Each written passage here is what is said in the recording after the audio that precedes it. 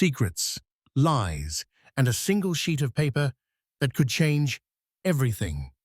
Rebecca was 5 months pregnant when she discovered her husband's darkest betrayal, a mistress, tucked away in a secret apartment, a promise of the family home gifted to another woman. Standing in front of that very house, clutching the deed, Rebecca realized she held all the power. Friends had warned her, family had whispered, but no one could have guessed the shocking turn of events about to unfold. If you're ready for deception, heartbreak, and the sweetest revenge, stay right here. This story will grip your heart and never let go. Rebecca Martin was raised on the outskirts of Bloomington, Indiana, a quiet town where everyone knew each other's names and personal business. Her father, Carl Martin, worked in construction, and her mother, Julia Martin, was a school librarian who valued discipline and kindness. From an early age, Rebecca was known for her strong sense of justice. She wouldn't hesitate to defend a friend from bullies on the playground or challenge a teacher if she felt something was unfair. When Rebecca turned 20, she moved to Indianapolis for college, studying business administration at Howard and Kingsley University.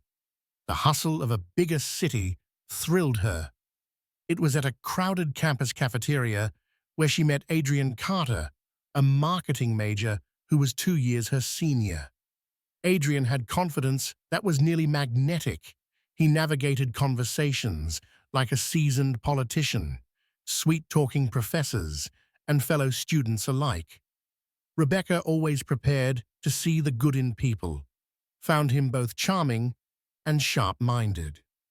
Their romance began the way young love often does: spontaneous dinner dates, late-night phone calls, and playful text banter that stretched into the early morning hours. Rebecca's friends adored Adrian, praising him for his wit and ambition. Adrian showered her with compliments, telling her she was unlike any woman he'd ever met. By the time they both graduated, Adrian and Rebecca were undeniably inseparable. They seemed like the perfect match, one bounding forward with unstoppable drive, the other anchored in loyalty and moral fortitude. But even in those halcyon days, there were signs, small cracks, that hinted something deeper lurked behind Adrian's sunny smile. There was the time Rebecca found a suspicious text on his phone from a female co-worker. He brushed it off as harmless flirting.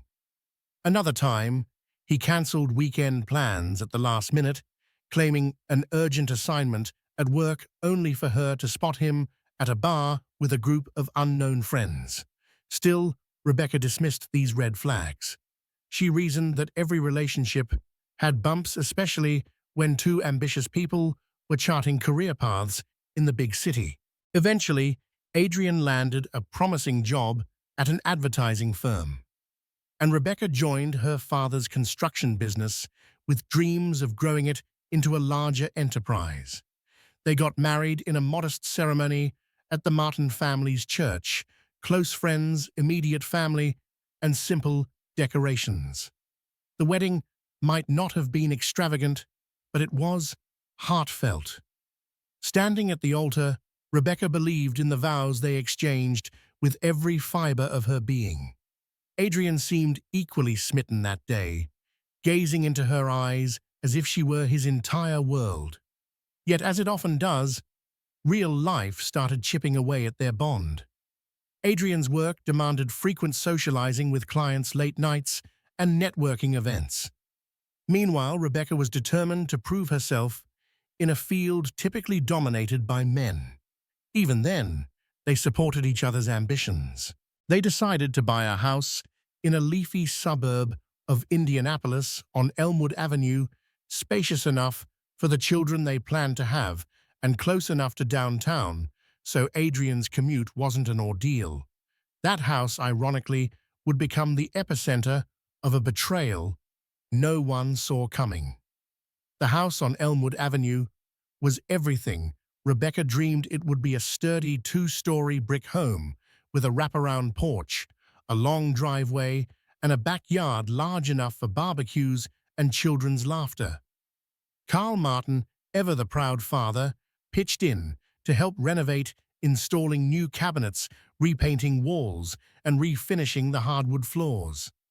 Adrian contributed by picking out high-tech gadgets and modern furniture, ensuring the place exuded subtle luxury. At first, the Carters' life in that home seemed idyllic. Weekends were filled with quiet breakfasts in the sunlit kitchen, and evenings concluded with them cuddled on the couch, brainstorming future business ventures or planning vacations. They were building a life together brick by brick, or so Rebecca believed. But about 2 years into their marriage, Adrian began to change. Subtly at first. He started coming home later, missing family dinners, insisting he needed space to recharge because his job was extremely demanding. Rebecca understood. Pressure too. Carl's company was expanding and she was required to travel to new sites across the region. She attributed Adrian's distance to stress and tried to be supportive, offering him space but also gentle encouragement to open up about his worries. One August evening, after yet another missed dinner, Rebecca confronted him. She had cooked his favorite meal, homemade lasagna, and waited for hours. He walked in around 10 p.m., reeking of whiskey and cigarette smoke. Instead of apologizing, he flopped onto the couch, stared at her with bloodshot eyes, and declared, "I had to be with clients. We closed a $1 million campaign." His voice was dismissive, almost irritated. Alarmed at his tone, she pressed, "But why didn't you text me?" "I've been worried." He shrugged, turning away. "I'm doing this for us, Becky. Can't you understand that in that moment the closeness they once shared felt distant, as though someone had erected an invisible wall between them?" Uncomfortable, worried, and a little angry, Rebecca backed off. She slept in the guest room that night, thinking that some space might calm both of them. Neither of them spoke of the incident in the days that followed, but a quiet tension took root. Despite these disconcerting shifts in Adrian's behavior, Rebecca stayed. She believed in marriage vows, believed that the man she married was still somewhere in there, buried beneath stress and ambition. She never imagined that behind her back, Adrian was kindling a fire with another woman, one that would threaten the very foundation of their life. Elena Thompson was younger than Rebecca by a few years. She was a fledgling graphic designer who joined Adrian's advertising firm 6 months earlier. Tall, with dark hair styled in a chic bob, she possessed the confidence of someone used to turning heads. Rumor had it she grew up in a wealthy family in Chicago, though no one at the firm knew much about her personal life. She'd appear at office gatherings in designer dresses and million-watt smiles, mesmerizing men and women alike with her casual charm and artistic flair. For Adrian, Elena was a temptation too alluring to resist. She laughed at his jokes, praised his marketing brilliance, and flaunted her artistic talents in a way that made him feel like a visionary. Over weeks of late-night project sessions and frequent after-work drinks, a spark ignited between them. Elena found Adrian captivating. He was older, more experienced, with a steady financial footing that her freelance gigs had never provided. Adrian, restless in his marriage, began to see Elena as a refreshing alternative to the responsibilities and constraints at home. Their affair started in small ways, subtle touches, longing glances, text messages that escalated from purely professional to undeniably intimate. Elena liked to say, "I see the real you," a phrase that became a seductive promise Adrian couldn't ignore. He began making excuses for not coming home, something that became easier once Rebecca started traveling more for her father's company. Soon, he was practically living a double life, the successful ad man at home with a devoted wife and the charming boyfriend, to a bright young designer in a trendy downtown loft. Rebecca started noticing inconsistencies in Adrian's stories. He'd claimed to be at a company retreat in Cincinnati, but a co-worker mentioned to her in passing that the retreat had been cancelled. He'd talk about a new campaign that required extended hours, but office staff said the project was on hiatus.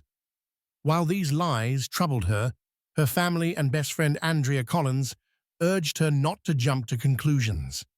"Maybe it's just stress," Andrea repeated, though a shadow of doubt crossed her face too. What nobody suspected was how far Adrian and Elena's bond had progressed, and the grand promise Adrian would eventually make to keep Elena's affection. One crisp October afternoon, Rebecca found herself at the office of attorney James Carter, Adrian's cousin. The visit was supposed to be about updating insurance information for the house, something Rebecca insisted on before her upcoming business trip. She happened to mention she wanted to be sure that both their names were correctly on the deed, given her father's significant contribution to the down payment. James looked perplexed, checking the records. He confirmed that indeed, both Adrian and Rebecca were listed as co-owners. "No changes have been made," he said, matter-of-factly. "Why did Adrian say something about that? No, Rebecca stammered. I just wanted to be sure everything was in order." His questioning gaze made her uneasy, but she brushed it off as a routine check. Yet that moment lingered in her mind. Why had she asked about changes? She wasn't sure. Something about Adrian's behavior made her uncertain of everything she thought she knew. That evening, Rebecca decided to look through their financial statements. She noticed unusual withdrawals, thousands of dollars gone, with cryptic notations about consulting fees. As she dug deeper, she found monthly payments to an apartment complex in downtown Indianapolis, far from their suburb. Suspicion flared in her mind, but her heart clung to a desperate hope that there was a simple explanation. It was the first time she realized she needed tangible proof of what was really going on. She started collecting bits of evidence: dates Adrian claimed to be out of town, questionable receipts for late-night dinners, and references to unknown individuals in text messages. Her initial impulse was to confront Adrian immediately, but she hesitated. She'd grown up believing in giving people the benefit of the doubt. Could she have gotten it all wrong? Meanwhile, Adrian was oblivious to her scrutiny. He continued to juggle his time between wife and mistress. Eleanor, impatient with late-night trysts and secret rendezvous, demanded something more permanent. "I'm tired of being just the other woman," she confessed one night, tears glistening in her eyes. "Prove to me I'm more than that." And so, in a rash moment fueled by infatuation and desperation, Adrian promised Elena something colossal. "I'll give you the house. Rebecca doesn't need to know. We can change the deed. It's basically mine anyway," he boasted, ignoring the financial reality and Rebecca's half-ownership. For Elena, such a declaration was intoxicating proof of his commitment. For Adrian, it was the first step onto a treacherous path he had no idea how to navigate. While Adrian's betrayal brewed in secrecy, Rebecca was dealt another life-changing surprise. She discovered she was pregnant. She had suspected something was off for a while: fatigue, mild nausea, and a heightened emotional sensitivity that she blamed on stress. A quick drugstore test confirmed her suspicions. Staring at the pink lines, Rebecca felt an overwhelming blend of joy and terror. The child she had dreamed of for so long was finally coming. But her marriage was faltering, riddled with late-night absences and cryptic lies. In a daze, she wandered into the living room, test in hand. She pictured the perfect announcement scenario. She'd once envisioned: a romantic dinner, soft music, perhaps a sweet note pinned to Adrian's favorite dessert. Instead, she found the couch empty, the clock approaching midnight, and no text or call from Adrian to explain his absence. She sat there, tears welling in her eyes, clutching the test that symbolized both hope and heartbreak. 3 hours later, Adrian stumbled in half-drunk, reeking of whiskey and overpriced cologne. Rebecca was still waiting the pregnancy test, now hidden away. She watched him with a wary gaze. Her first instinct was to confront him, demand to know where he'd been, why he smelled like another woman's perfume. Yet something stopped her. Fear, perhaps. Fear that if she unleashed all her suspicions now, she'd discover truths too painful to bear. Fear, too, of what it would mean for her unborn child if her marriage crumbled. So she let the moment pass. She helped Adrian remove his shoes, pulled a blanket over him on the couch, and retreated to bed, alone, her mind spinning with conflicting emotions. A baby was on the way. She was determined to protect this child, to give them a stable life. But how could she do that when her husband seemed to be slipping further into secrecy and deception? Finding herself in emotional turmoil, Rebecca did what she often did when she needed clarity. She drove back to Bloomington to see her parents.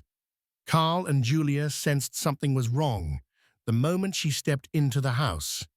She looked pale, her eyes hollow from nights spent crying. They urged her to spill everything, and she did minus her suspicions of Adrian's infidelity. Instead, she spoke about his late nights, his erratic behavior, and the unusual financial statements. Carl, ever the protective father, bristled. "You're pregnant, and he's acting like this," he demanded. But Julia reminded him gently that they didn't know the whole story. Stress at Adrian's job could be a factor. They pledged their support no matter what. That evening, Rebecca called her best friend, Andrea Collins. Andrea, an investigative journalist by trade, had always been a pillar of strength and a fountain of practical solutions. When Rebecca mentioned the suspicious transactions and the downtown apartment, Andrea's tone grew serious. "You need to find out who lives there. Come on. We both know how to dig up property records. Let's do this the right way." Rebecca hesitated. Doing so would mark a point of no return. But her commitment to truth and her newly discovered pregnancy pushed her forward. Within a few days, with Andrea's help, she uncovered that the apartment was leased under a shell account Adrian had set up.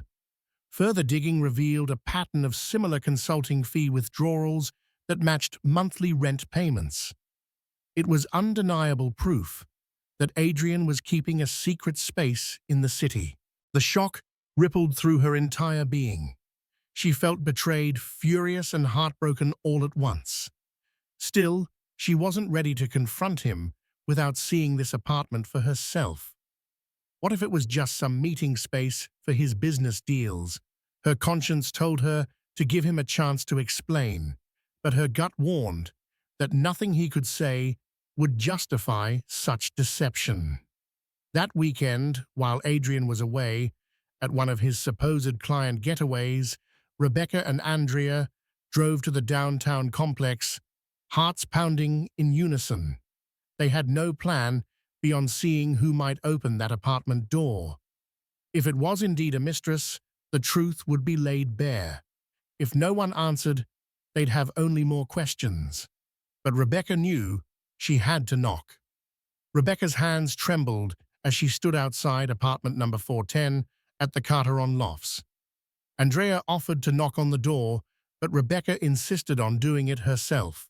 She took a breath, rapped 3 times, and waited. The hallway lights flickered ominously, underscoring the tension. When the door opened, a young woman with dark hair and striking features peered out. She wore a casual silk robe, clearly not expecting visitors. For a moment, they stared at each other, speechless. Then Rebecca broke the silence. "Is Adrian Carter here?" Elena Thompson. Though Rebecca didn't know her name yet, narrowed her eyes. "Who wants to know, Rebecca?" Drew a shaky breath. "His wife." Elena's expression shifted from confusion to shock, then settled into something that looked like subtle panic. She held the door only slightly ajar, but it was enough for Rebecca to glimpse the interior men's shoes near the entrance, a half-filled wine glass, on the coffee table scattered design sketches. A laptop was open, paused on a video call screen that read, "Adrian Carter." Andrea cleared her throat, stepping forward. "So it's true. You are the other woman." Eleanor's defenses kicked in. "He told me," he said, she stammered before gathering her composure. "We're in a committed relationship. He said the marriage was over, that you two were going through a divorce." Rebecca felt a wave of nausea. Her suspicion was now an irrefutable fact. Adrian had lied. Not just a little fib, but a massive deception that had led another woman to believe she was his real partner. The world spun around her. Andrea placed a steadying hand on her shoulder. "Committed relationship," Rebecca repeated softly, her voice trembling. "You think you can just break up a marriage like that?" Elena's eyes flickered with guilt, but also anger. "He promised me everything," she said. "He promised me this apartment, the house in Elmwood, even said he'd pay off my car loan. He told me you didn't want him anymore." A strangled laugh escaped from Andrea. "He's been living with my friend, his pregnant wife, this entire time." Elena's mouth fell open. "Pregnant? That's a lie. He never said anything about a baby." Rebecca staggered back, swallowing her tears. Without another word, she turned away and walked briskly back to the elevator. Andrea followed, throwing one last glare at Elena before the door closed. Inside the elevator, Rebecca's composure gave way to sobs that echoed off the steel walls. Andrea, tears glistening in her own eyes, wrapped her arms around her friend in a fierce hug. They drove home in silence, the city lights blurring, as tears streamed down Rebecca's face. That night, she barely slept, cradling her belly while her mind raced with plans, regrets, and heartbreak. She didn't want this child, born into a broken family. But what choice did she have now? 2 days passed before Adrian returned from his so-called client getaway. Rebecca had managed to keep her emotions under control, though she felt a storm brewing inside her. She wanted to confront him the moment he walked in, but her father's voice echoed in her mind. "Stay calm, collect the facts, handle this with a cool head." When Adrian finally strode through the front door, luggage in hand, Rebecca noticed how easily he masked his guilt. He greeted her with a forced smile, tried to kiss her cheek, but she pulled away. "We need to talk," she said, her tone flat. Adrian set down his suitcase, scanning her face. "Sure. Let me grab a shower first." "No," she interrupted. "Now." They went into the living room. Rebecca drew in a long breath. "I know about the downtown apartment. I've met the woman, Elena Thompson. She told me everything." Adrian's face lost its color. For a moment, he looked like a cornered animal, searching for an escape. Then came the flurry of excuses. "It's not what you think. I was just helping her with some bills. She's an employee in need." "I never meant stop lying," Rebecca said, her voice dangerously calm. "I've seen the apartment. I've talked to Elena. She said you promised her the house. Our house." He looked as though he might faint. His mouth opened and closed, words failing him. Then a surge of anger replaced his panic. "Do you have any idea how stressful my job is? I just needed an escape. She listened to me. She admired me. Something you stopped doing long ago." Rebecca shook her head, tears threatening to spill. "I've done nothing but support you. I changed my entire life to be with you." I had your back every step of the way. And now, she paused, taking a trembling breath. I'm pregnant, Adrian. His eyes widened, and for a second genuine shock, or maybe guilt, flickered across his face. Pregnant? Why didn't you tell me? She laughed bitterly. Because you were too busy with your mistress to notice anything. A suffocating silence settled over them. Finally, Adrian mumbled, You don't understand. I never thought you'd find out. Rebecca cut him off, rage exploding. You never thought, that's the point. You didn't think about me or our child. You were so selfish, you risked everything we built for a fling. His voice rose, desperation creeping in. She's more than a fling.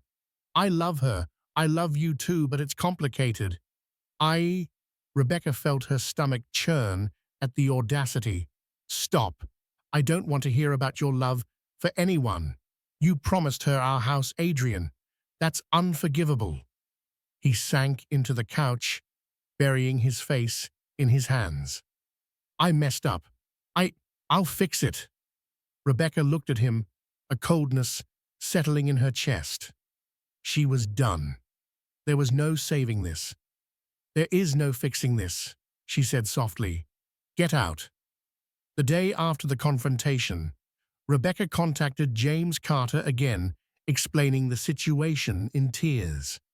James, having heard rumors, but never receiving full confirmation, was stunned. He offered to represent her interests pro bono, wanting to distance himself from his cousin's transgressions. Their biggest concern was the house on Elmwood Avenue. Adrian's brazen promise to Elena might have no legal standing after all the deed was jointly held by Adrian and Rebecca.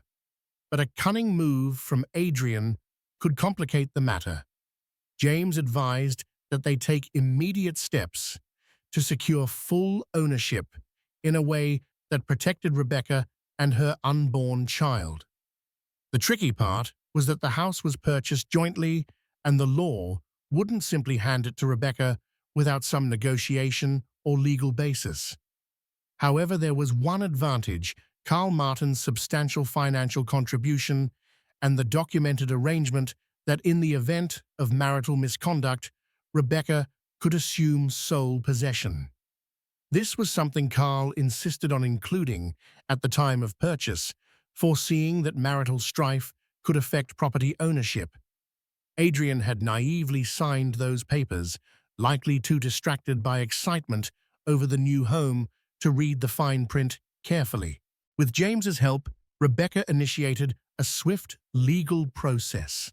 She filed for divorce on grounds of infidelity and presented the evidence of Adrian's affair, including financial statements showing he had used marital assets to maintain his mistress's lifestyle. The final stroke was the marital misconduct clause that could grant her sole ownership of the property if proven. James was confident they had a strong case. Adrian, blindsided by Rebecca's legal blitz, attempted a few half-hearted reconciliations. He sent text messages, leaving voicemails late at night, apologizing and claiming he wanted to make things right. But his pleas rang hollow. Rebecca had seen the truth too clearly. Elena, meanwhile, discovered the precariousness of her position. The illusions Adrian had spun, promising her a life of comfort property in her name, were unraveling like cheap thread. She didn't know what to believe anymore, and for the first time, she questioned whether Adrian had used her just as he'd used so many others before. The legal proceedings started off tensely. During the preliminary hearings, Adrian's lawyer attempted to argue that the house was equal property and that no formal transfer could happen without both parties' agreement. But James Carter calmly presented the ironclad clause, specifying that in cases of marital infidelity, the innocent spouse, Rebecca, had the right to assume full ownership if certain conditions were met. Adrian tried to protest that emotional neglect and marital breakdown had led him astray. He accused Rebecca of being unsupportive, too busy with her father's company, and failing to meet his emotional needs. Rebecca stayed composed on the stand, recounting the nights he never came home, the discovery of his mistress, and the financial documents proving Adrian used marital funds to keep Elena housed in the city. Compounding Adrian's problems was the revelation that Elena was willing to testify if subpoenaed. Though reluctant at first, she eventually cooperated, especially after realizing she had no legal right to the promised property. She told the court how Adrian assured her he controlled the house and that Rebecca was out of the picture. The judge, an older woman named Sandra Brightwell, listened carefully to both sides. After reviewing the prenuptial and purchase documents plus the evidence of Adrian's affair, Judge Brightwell gave a pointed look to Adrian. "You entered this contract willingly, Mr. Carter, and your extramarital actions have violated it," she stated. "Mrs. Carter is entitled to full ownership of the property given the terms we have before us." Adrian's face went pale. He seemed unable to comprehend that his impulsive promise to Elena, his deception, and his blatant betrayal had led him to lose not just his marriage, but also the cherished house he once boasted about. Meanwhile, Rebecca maintained a calm exterior, though inside her heart was pounding with a mix of relief and sorrow. The house was hers, entirely hers, but at a grave emotional cost. Armed with the legal documents confirming her sole ownership, Rebecca wasted no time evicting Adrian. He had already moved out weeks ago, crashing at a friend's place, and sometimes at Elena's apartment. However, in a moment of twisted gall, Adrian tried to reason with Rebecca to let him stay in the guest room, just until he found his own place. She refused outright, handing him an official eviction notice. With the child due in a few months, the last thing she needed was the father's toxic presence lingering in her new sanctuary. But the real shock came when Elena approached Rebecca unannounced at the construction office. Andrea, who happened to be there for moral support, tensed up instantly when she saw the young mistress stride in, face flushed with worry. "What do you want?" Andrea demanded. Elena lifted her hands in a gesture of peace. "I'm not here to make trouble. I want to apologize to Rebecca." Rebecca's expression was unreadable. She studied Elena for a moment, then nodded for her to continue. "I didn't know you were pregnant," Elena said, voice trembling. "Adrian lied about so many things. I'm sorry for my part in hurting you. I believed him when he said you two were practically separated." A bitter laugh escaped from Andrea, but Rebecca silenced her with a glance.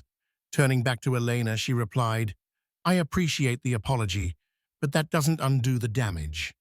Elena nodded, tears brimming. "I know. I just wanted you to hear it from me. I'm leaving the firm. I can't stay there after everything." In that moment, Rebecca saw a sliver of a woman who was perhaps just as deceived. She let out a shaky breath.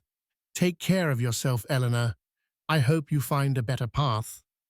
Elena left quietly, shoulders sagging under the weight of regret. Andrea watched her go, relief washing over her. "At least she admitted her wrongdoing," she murmured. Rebecca only nodded, focusing on the bigger priority, the baby that would arrive soon, and her new life that needed rebuilding from the ashes. Days turned into weeks, weeks into months. Rebecca moved forward with the divorce proceedings, finalizing the settlement that granted her sole ownership of the Elmwood Avenue house. Adrian, cornered by legal fees and a tarnished reputation at work, faced a series of humiliations. His boss, who initially admired his charisma, found out about the scandal and cut Adrian from important accounts. Clients questioned his trustworthiness, and in the competitive world of advertising, that kind of doubt was a career killer. Meanwhile, Rebecca transformed the house into a cozy haven for her soon-to-arrive child. Carl and Julia dropped by almost daily, helping paint the nursery, a soft lavender, and assembling the crib. Andrea put together a baby shower, inviting close friends who rallied around Rebecca with well wishes and baby gifts. Despite the heartbreak, love and support poured in from her family and friends.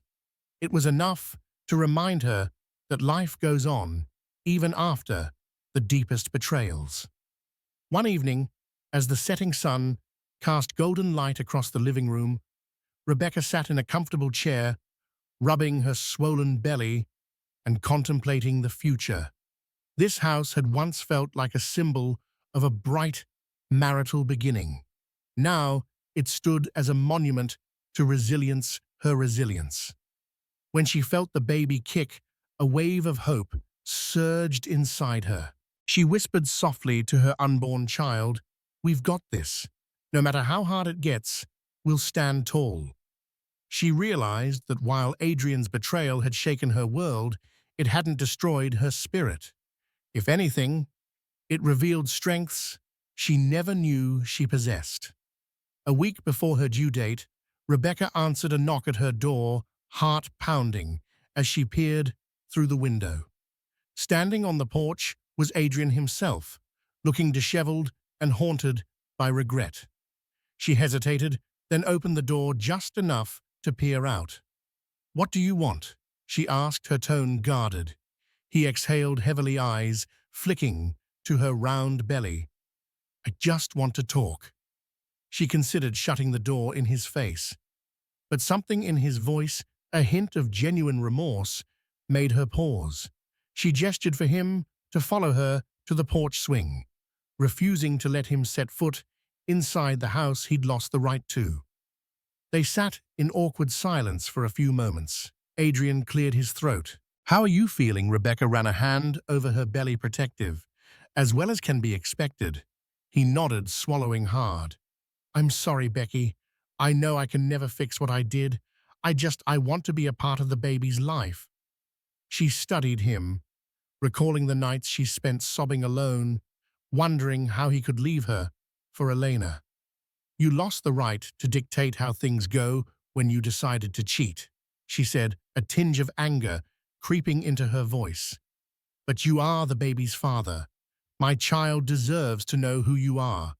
We'll need to figure out co-parenting arrangements. That's all I can offer." Adrian's shoulders sagged with relief. "I understand. I won't try to push anything more. I just want to be there for our child, and if there's anything you need, financial support, medical expenses, I'll do it." Rebecca raised an eyebrow. "I'll have my lawyer talk to your lawyer. This is bigger than you and me." He nodded, standing up awkwardly. His eyes scanned the porch, the yard, the house he once called home, a flicker of longing in them. "You look good," by the way, he managed, voice cracking. She offered a tight smile that didn't reach her eyes. "Thank you. Goodbye, Adrian." Without another word, he walked down the steps and drove off.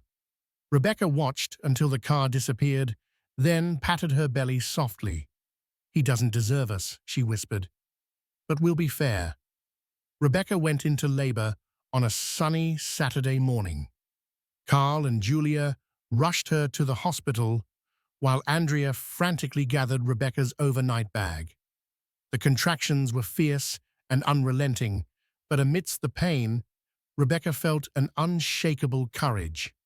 She was about to meet the child who had become her beacon of hope. Over the next 12 hours, she endured the grueling process of labor. At one point, through ragged breaths, she noticed Adrian standing in the hospital hallway, anxiety etched into his face. James Carter must have informed him of her labor, she thought. He paced back and forth, clearly unsure if he was welcome. Carl glared at him from across the corridor, protective as ever. Rebecca's screams echoed down the hallway, and finally, after a final push, the baby's cries rang out, a healthy baby girl. Tears streamed down Rebecca's cheeks as the nurse placed the tiny bundle in her arms. She named her Olivia Grace Carter, determined to keep the father's surname for now, if only to avoid legal complications. The moment she looked into Olivia's bright eyes, she forgot every pain, every heartbreak. This was love, pure and untainted. An hour later, when the dust settled and the room cleared, Adrian peeked in, tentatively. Rebecca, exhausted but glowing, nodded to the nurse. She allowed him a moment with his daughter. He inched forward, tears welling in his eyes as he gently stroked Olivia's cheek. "She's perfect," he whispered. "Thank you." Rebecca nodded, her voice soft. "We'll discuss visitation, but please keep it peaceful for her sake." Adrian agreed, stepping back, reluctantly. Watching him leave, Rebecca felt a tinge of sadness for what they once had, but she also felt a new, unbreakable resolve. Her life belonged to her, and now to Olivia. That gave her all the motivation she needed to forge a new path, free from deceit. As the weeks turned into months, Rebecca adapted to motherhood with unwavering determination. Olivia thrived, surrounded by the love of her mother-grandparents and Auntie Andrea. Even James Carter became a frequent visitor, doting on his niece and offering legal advice whenever new issues surfaced. Adrian had supervised visitation rights, but his time with Olivia was sporadic at best. He claimed work emergencies or scheduling conflicts. More than once, Rebecca found herself alone in the living room, Olivia cooing in her arms, as Adrian texted last-minute cancellations. It quickly became apparent that fatherhood was not going to magically transform him into a responsible, reliable figure in their daughter's life. Then came news that Elena Thompson had left town, heading back to Chicago to start over. Word got around that she'd parted ways with Adrian for good. The scandal at the ad firm had tarnished her reputation as well, but she was talented enough to find freelance work back home. Some part of Rebecca felt relieved for Elena. She was young. She had time to turn her life around. Meanwhile, Carl Martin surprised Rebecca by offering her a co-ownership stake in his construction company. "You've always worked hard, and you deserve it," he said, hugging her tight. "Use the experience to build something for you and Olivia." Emboldened by motherhood and her father's faith in her abilities, Rebecca leapt into the opportunity. She rebranded the company, added new services, and even started a charitable program that refurbished homes for veterans. It was her way of channeling pain into productivity, her heartbreak into hope. But the biggest twist came when a local news outlet got wind of the entire saga, the city's rising advertising star who promised his family home to his mistress only to lose it all in court. A friend of Andrea's pitched the story as a cautionary tale of betrayal, perseverance, and women's empowerment. They interviewed Rebecca, whose father was well known in construction, and the piece went viral. Her transformation from scorned wife to confident business owner captured the public's imagination. Suddenly, she was receiving invitations to speak at women's empowerment panels, to share her story of resilience and triumph. The swirl of publicity was dizzying, but it also solidified one thing: Rebecca's darkest hour had given birth to her brightest destiny. No longer the naive college girl or the trusting wife, she emerged as a fierce entrepreneur and a devoted mother. And through it all, the house on Elmwood Avenue stood as a testament to what she had overcome. It was a crisp autumn afternoon when Adrian, emboldened by a few drinks, decided to barge into the Elmwood house. He parked haphazardly, marched up the porch steps, and hammered on the door. Cradling Olivia in her arms, Rebecca cautiously answered. The moment she saw his glassy eyes, she knew trouble was brewing. "What are you doing here?" she asked, voice firm. He staggered slightly, eyes filled with a storm of emotions. "I want to see my daughter," he slurred. "And I have a right to this house too. We built it together." Rebecca's jaw tightened. She handed Olivia to Andrea, who hovered protectively nearby. Then she reached into a folder on a nearby table and pulled out the official deed, displaying her sole ownership, stamped and signed by the court. "You see this?" she said, voice unwavering. "This is the deed to the house. My house. You lost all rights when you cheated. Now leave." Adrian's gaze darted from the legal document to Rebecca's eyes. For a moment, he seemed to sober up. He stepped back, a hollow laugh escaping him. The final blow had landed. No more illusions, no more manipulations. In that instant, reality settled over him like a heavy fog. Without further protest, he turned and stumbled down the porch steps. Rebecca shut the door, leaning against it, heart pounding. Across the room, Andrea cradled Olivia. Their eyes met in shared relief. It was done. It was finally, unequivocally done. In the months that followed, Rebecca focused on raising Olivia and expanding her father's company, now partly her own. She rarely heard from Adrian, except for the occasional text about child support or scheduling visits he seldom kept. Life was simpler without the constant churn of betrayal. The house on Elmwood Avenue felt lighter, more welcoming, as if it too had shed the weight of Adrian's deceit. And yet a part of her still wrestled with forgiveness. Not for Adrian's sake, he'd lost that privilege, but for her own. She attended therapy sessions to help process the trauma. She learned that holding on to anger was like clinging to a burning coal. It hurt her more than anyone else. One chilly December evening, as she rocked Olivia to sleep in the nursery, she whispered, "I forgive him. Not because he deserves it, but because I deserve peace." She repeated it, letting the words wash over her tears, slipping down her cheeks, in a gentle release of old pain. That night, she slept better than she had in ages. In the soft glow of a nightlight shaped like a crescent moon, mother and child rested in peaceful slumber. With the divorce final and the drama mostly behind her, Rebecca found new joy in hosting gatherings at the Elmwood house. Andrea would come by with groceries for potluck dinners, and Carl and Julia frequently stopped in doting on their granddaughter with a grandparent's unconditional love. Laughter filled the walls once tainted by secrets.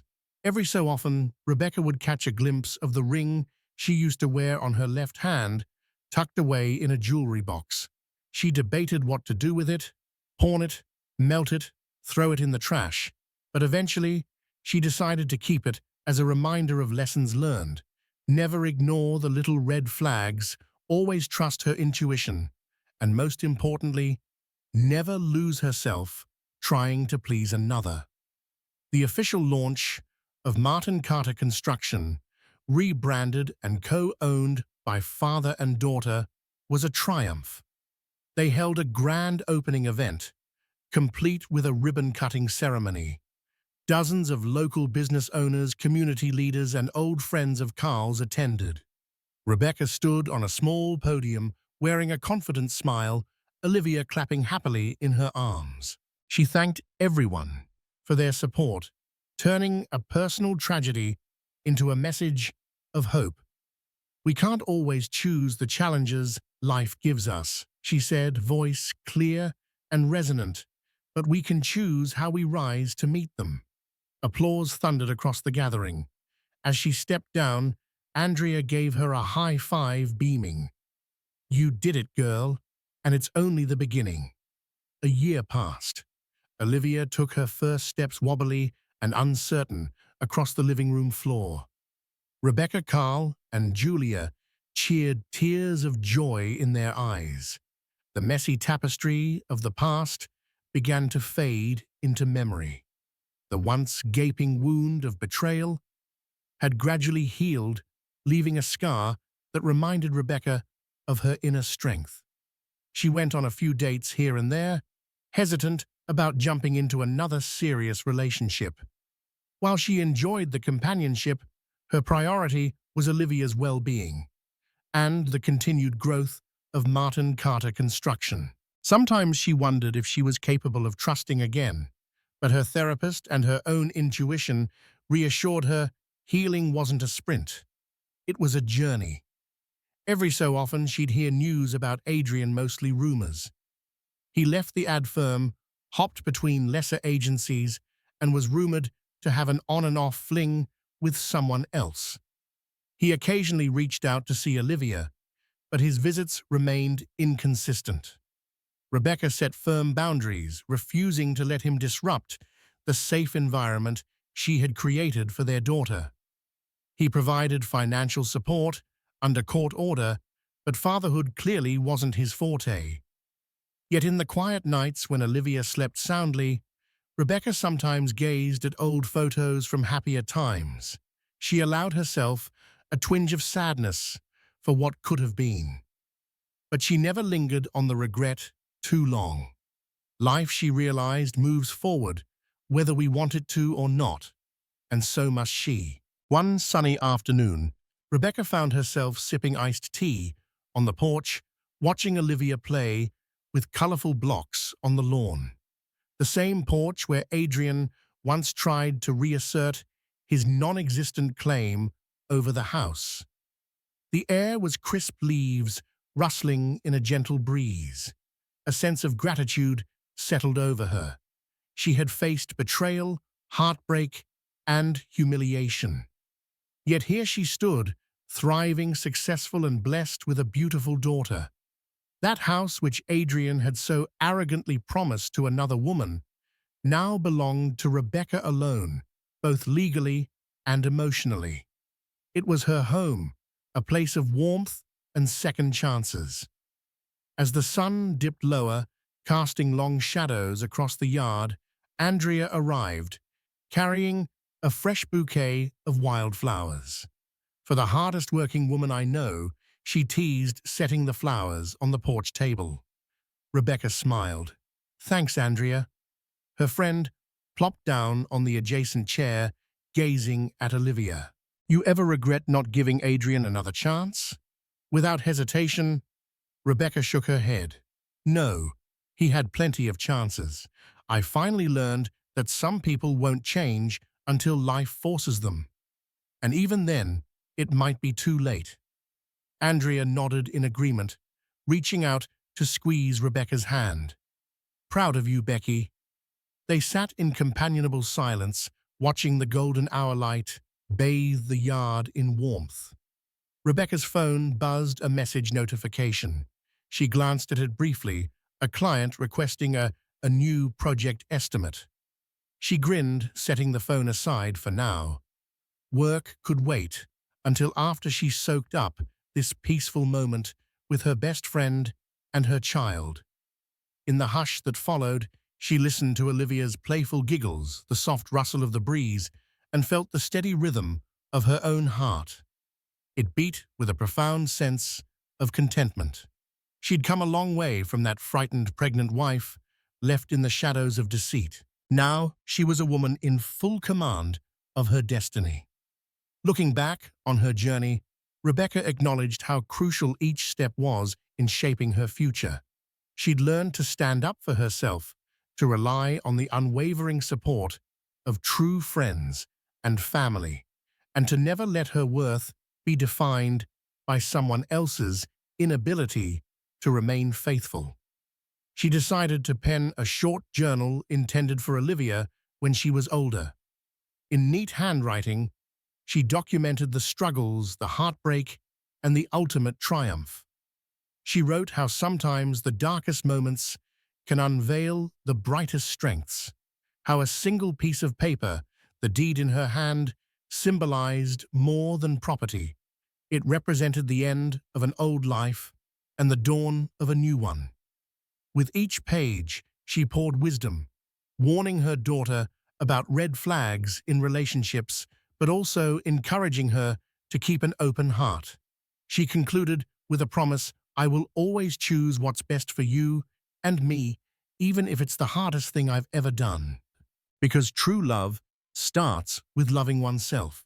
She sealed the journal in a safe place, making a mental note to give it to Olivia on her 18th birthday.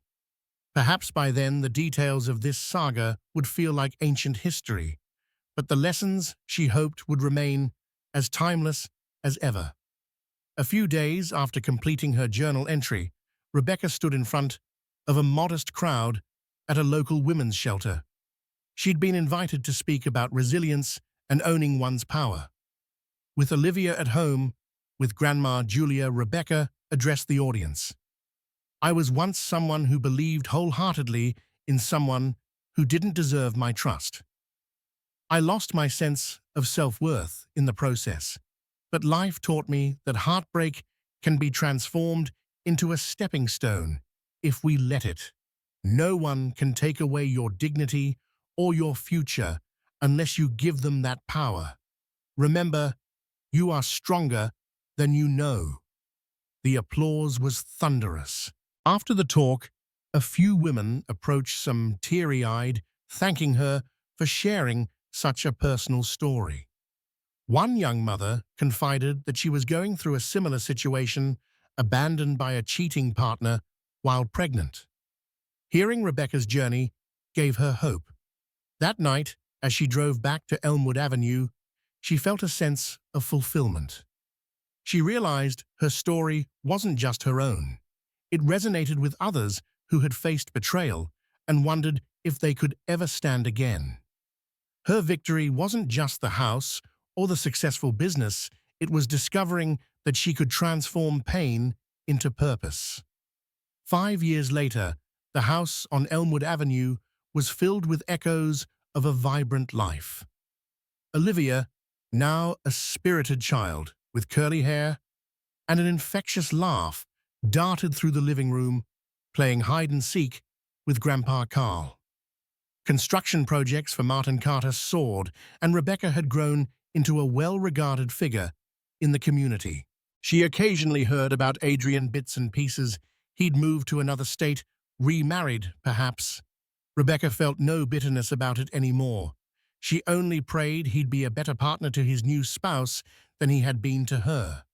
Life had its way of teaching lessons. Rebecca also began dating again with measured caution. She enjoyed companionship, but made it clear she had zero tolerance for dishonesty. If someone showed signs of duplicity, she'd walk away without hesitation.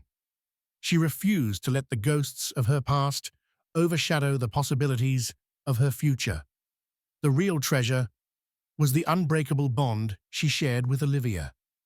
Each night, she tucked her daughter in with a story, sometimes reading from fairy tales, other times recounting comedic anecdotes from their daily adventures.